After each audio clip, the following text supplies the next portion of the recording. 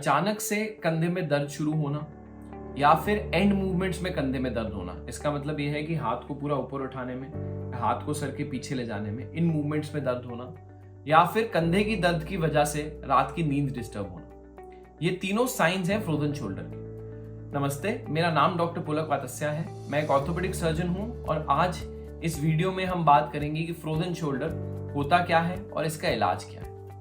Frozen shoulder रफली 5 से 6% population में पाया जाता है। ये मेल्स में ज्यादा कॉमन होता है और 40 से 60 साल की उम्र के बीच में पाया जाता है। 15% लोगों में दोनों कंधों की इन्वॉल्वमेंट होती है। तो फ्रोजन शोल्डर में कंधे की मांसपेशी में सूजन आ जाती है। अब ये सूजी हुई मांसपेशी धीरे धीरे हड्डी के साथ चिपकने लगती है। जब ये होता है तब दो चीजें होती हैं। सबसे पहले तो कंधे में दर्द शुरू होती है और सेकंड चीज, कंधे की मूवमेंट्स रिस्ट्रिक्ट होने लगती है। तो हाथ सर के पीछे ले जाने वाली मूवमेंट और हाथ कमर के पीछे ले जाने वाली मूवमेंट, ये दोनों मूवमेंट सिग्निफिकेंटली अफेक्ट होती हैं और इसमें पेन होती है। अब फ्रोजन शोल्डर दो तरह का होता है। एक फ्रोजन शोल्डर होता है जो कंधे में कोई चोट नहीं लगी होती, कंधे में हमें MRI कराने पे कोई फाइंडिंग नहीं मिलती, फिर भी उन पेशेंट्स को कंधे में दर्द होती है और मूवमेंट रिस्ट्रिक्शन होती है। इसको प्राइमरी फ्रोजन शोल्डर बोलते हैं। कई बार कुछ पेशेंट्स को कंधे में बहुत ज्यादा पेन होती है, वो बेसिक फिजियोथेरेपी से या दवाइयों से इंप्रूव नहीं हो रही होती, तब हम इन पेशेंट्स का MRI कराते हैं। उस MRI में हमें कई बार मांसपेशी फटी हुई दिखती है, रोटेटर कफ टियर जिसको बोला जाता है, या फिर बहुत ज्यादा सूजन दिखती है, कुछ ना कुछ प्रॉब्लम दिखती है कंधे के अंदर, उसको सेकेंडरी फ्रोजन शोल्डर बोलते हैं। अब इररिस्पेक्टिव ऑफ फ्रोजन शोल्डर किस तरह का है, इसमें नाइट पेन बहुत कॉमन होती है। नाइट पेन का मतलब यह है कि रात को जब ये पेशेंट सोते हैं, जब इनकी मसल्स रिलैक्स करती हैं और कंधे के अंदर थोड़ी सी मूवमेंट होती है, उस टाइम पे कंधा बहुत दर्द करता है, जिसकी वजह से नींद डिस्टर्ब रहती है। काफी कॉमनली ये पेशेंट्स बोलते हैं कि इनको रात की नींद डिस्टर्ब होने की वजह से अपने काम पे प्रॉब्लम आ रही है या डेली प्रोडक्टिविटी में प्रॉब्लम आ रही है। तो अब फ्रोजन शोल्डर के 3 फेजेस होते हैं। पहला फेज होता है, इसको हम बोलते हैं फ्रीजिंग। तो फ्रीजिंग फेज में बेसिकली सूजन कंधे के अंदर बढ़ रही होती है पर मूवमेंट्स इतनी रिस्ट्रिक्ट नहीं होती। इसका मतलब ये है कि कंधा पेनफुल है पर इतना ज्यादा मूवमेंट रिस्ट्रिक्शन नहीं होता। ऐसे पेशेंट्स में हम यूजुअली थोड़ी सी पेन किलर्स या तो फिर कंधे के अंदर एक इंजेक्शन लगा के पेन रिड्यूस करते हैं और उन्हें फिजियोथेरेपी करने के लिए प्रमोट करते हैं। ये जो फ्रीजिंग फेज है ये नॉर्मली 2 से 4 महीने चलता है और इसके बाद अगला फेज आता है। अगले फेज को बोलते हैं फ्रोजन। फ्रोजन का मतलब है जाम या जम गया। तो इस फेज में कंधा जाम ज्यादा होता है, दर्द थोड़ी सी कम हो जाती है। तो इन पेशेंट्स में जब हम एग्जामिन करते हैं तो कंधा पूरी तरह ऊपर नहीं जाता है, थोड़ी फोर्स लगानी पड़ती है, और कंधा पूरी तरह सर के पीछे नहीं जाता, इसमें भी थोड़ी फोर्स लगानी पड़ती है। तो फ्रोजन फेज में यूजुअली रिस्ट्रिक्शन ऑफ मूवमेंट ज्यादा होती है, पेन थोड़ी सी कम हो जाती है।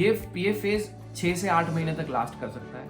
एंड इसके बाद तीसरा फेज शुरू होता है, जो फेज है जिसको हम थॉइंग बोलते हैं। थॉइंग का मतलब है कि जो जम गया था अब वो धीरे धीरे करके पिघल रहा है। तो थॉइंग फेज में जब भी पेशेंट हमारे पास आता है, मान लीजिए 1 महीने बाद हमारे पास आया, तो उनकी थोड़ा सा कंधा और खुल गया होता है। तो थॉइंग फेज यूजुअली 6 से 20 महीने तक लास्ट कर सकता है, थोड़ा लंबा भी लास्ट कर सकता है, पर धीरे धीरे करके कंधा पूरा खुल जाता है और दर्द पूरी तरह चले जाती है। इसका मतलब ये है कि ये बीमारी सेल्फ लिमिटिंग है। सेल्फ लिमिटिंग मतलब कि अपने आप से ये 15 से 18 महीने में बीमारी पूरी तरह ठीक हो जाती है अगर कंधे में कोई प्रॉब्लम नहीं है। तो प्राइमरी फ्रोजन शोल्डर 15 से 18 महीने में ठीक हो जाता है अपने आप से। इसमें बस 2 चीजों का ध्यान रखना बहुत जरूरी है। सबसे पहली चीज पेन कंट्रोल। तो दर्द को कंट्रोल करना बहुत जरूरी है, क्योंकि दर्द कंट्रोल होगा तभी पेशेंट अच्छे से फिजियोथेरेपी करेंगे, तभी पेशेंट अच्छे से रेंज ऑफ मोशन या पूरी मूवमेंट वाली एक्सरसाइजेस करेंगे और तभी पेशेंट्स अच्छे से रात को सो पाएंगे।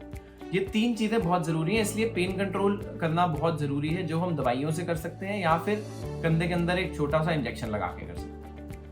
दूसरी चीज जो बहुत जरूरी है वो है फिजियोथेरेपी या एक्सरसाइज। सबसे ज्यादा इफेक्टिव जो मेथड है of treatment of frozen shoulder वो है फिजियोथेरेपी या फिर एक्सरसाइज, जिसमें कि मोबिलिटी एक्सरसाइजेस जैसे फिंगर वॉक या पेंडुलम बहुत ज्यादा हेल्प करती हैं। ये एक्सरसाइजेस शुरू के फेज में थोड़ी पेनफुल हो सकती हैं, जिसके लिए हम एडिक्वेट पेन रिलीफ या पेन किलर मेडिकेशंस देते हैं, बट ये एक्सरसाइजेस इवेंचुअली कंधे को खुला रखती हैं और इन्फ्लेमेशन या सूजन को भी थोड़ा कम करती हैं। तो 2 चीजें जो सबसे इफेक्टिव है फ्रोजन शोल्डर में वो है पेन कंट्रोल और फिजियोथेरेपी। अगर आप ये दोनों चीजें कर रहे हैं और थोड़ा सा पेशेंस रख रहे हैं, 15 से 18 महीने में बीमारी ऑटोमेटिकली ठीक हो जाती है। 2 चीजों का ध्यान रखना बहुत जरूरी है। पहली चीज, एक तो डायबिटिक्स में बीमारी बहुत कॉमन है और डायबिटिक्स में दोनों कंधों में होती है। और डायबिटिक्स में लंबी लास्ट करती है।